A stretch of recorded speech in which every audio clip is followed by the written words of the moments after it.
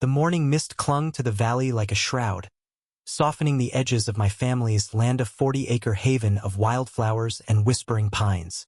For years, I'd guarded this place, a sanctuary left to me by my grandfather, who'd toiled to keep it free from the greedy hands of developers.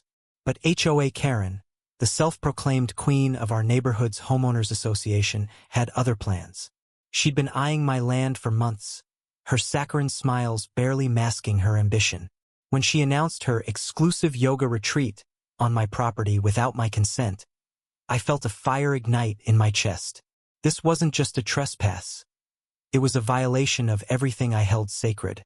HOA had a knack for bending rules to her will. With her polished yoga outfits and a social media following that worshipped her every pose, she'd convinced half the town that her retreats were a path to enlightenment. She'd forged permits, sweet-talked the local council, and even roped in my neighbor, Tom, a quiet widower who'd always kept to himself. Tom, it turned out, was her secret weapon, a twist I hadn't seen coming. He'd been bribed with promises of a cut of the retreat's profits, betraying years of neighborly trust to let HOA's crew onto my land under the cover of night. I discovered their plan by accident, spotting fairy lights twinkling through my pines like an invasion of fireflies. HOA's team had set up an entire yoga village, mats, tents, even a smoothie bar right on my meadow. My blood boiled, but I didn't confront her. Not yet. Instead, I watched from the ridge, my two security dogs, Titan and Luna, pacing at my side. They were trained to protect this land, their loyalty as fierce as my own. An idea sparked, dark and reckless, but I pushed it down. I give HOA one chance to back off. The next morning, I marched to the retreat, my boots crunching on the dew-soaked grass. HOA stood at the center of her followers, leading a sunrise salutation with a voice like honey. "Welcome to serenity," she purred, oblivious to my presence. I cleared my throat, and her eyes snapped to mine, narrowing. "This is my land, HOA," I said, voice steady but laced with fury. "You have no right to be here." Her smile didn't waver. "Oh, darling, the council approved it. This is for the community's wellness." She gestured to her flock, who murmured in agreement, their faces glowing with cult-like devotion. I handed her the deed, my grandfather's signature stark against the page. "Leave now, or I'll make you." HOA laughed, a sound sharp enough to cut glass. "You wouldn't dare disrupt our peace." That's when I noticed Tom behind her, avoiding my gaze, his hands stuffed in his pockets. My heart sank. He'd been my friend, shared beers with me on my porch, and now he'd sold me out. The betrayal stung deeper than HOA's audacity. I didn't argue further. Words wouldn't move her. As I turned to leave, I whistled softly, a signal Titan and Luna knew well. They'd been trained for moments like this, though I'd never unleashed them on people before. My conscience screamed, but my anger roared louder.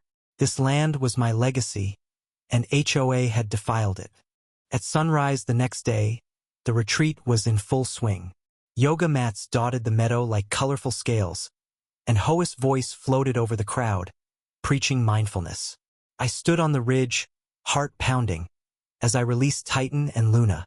The dogs tore down the hill, their barks splitting the serene air like thunder. The yogis froze, their peaceful poses collapsing into chaos. Screams erupted as the dogs charged, not attacking but circling, herding the intruders toward the edge of my property. HOA stood her ground, shouting at her followers to stay calm, but her voice cracked with panic. Then came the twist I hadn't anticipated. Tom, the traitor, stepped forward, his face pale but resolute. "Stop this," he yelled, not at me, but at HOA. He turned to the crowd, his voice shaking. "She lied to us. There's no permit. She paid me to keep quiet, but this is wrong." The yogis gasped, their trust in HOA shattering like glass. Tom's confession was a knife in her carefully curated facade, and for a moment, I almost pitied her. But the damage was done. The retreat disbanded in disarray, yogis grabbing their mats and fleeing as Titan and Luna stood guard. HOA's empire crumbled, her social media empire flooded with posts exposing her deceit. I expected relief, But as I watched her drive away, her face a mask of humiliated rage, a bitter taste settled in my mouth. I'd protected my land, but at what cost? Tom's betrayal of HOA had redeemed him, but our friendship was broken. My dogs, loyal as ever, had done their job, but I'd unleashed chaos on people who'd been misled. That evening, I sat on my porch, the valley quiet again. The wooden signpost HOA's crew had left behind still stood, now bearing a new handwritten note. HOA's retreat. Peace or peril? It was a question that lingered, heavy and unresolved.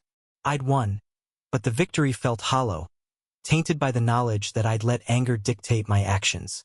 The land was mine, but the community I'd once been part of was fractured. What would you do when trust is broken and justice feels like revenge?